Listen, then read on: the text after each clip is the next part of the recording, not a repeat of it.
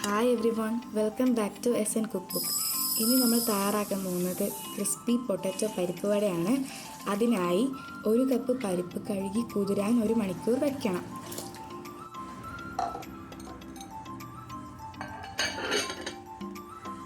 എന്നിട്ട് തരിതരിപ്പായി അത് അരച്ചെടുക്കുക.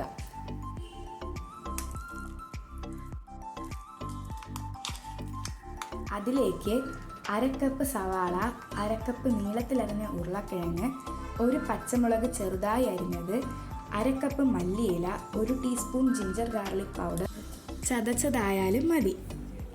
അതിലേക്ക് 1 മുട്ട ചേർക്കുക, 1/2 ടീസ്പൂൺ മഞ്ഞൾപ്പൊടി, 1/2 ടീസ്പൂൺ മുളക് പൊടി, 1 ടീസ്പൂൺ ഉപ്പും 3 ടേബിൾ സ്പൂൺ റവയും ചേർത്ത് നന്നായി കുഴച്ചെടുക്കുക. ഇനി നമുക്ക് ഇഷ്ടമുള്ള ഷേപ്പിൽ ചെറുതീയിൽ വറുത്തെടുക്കാം. അങ്ങനെ നമ്മുടെ ക്രിസ്പി പൊട്ടറ്റോ പരിപ്പ് വട റെഡിയായി.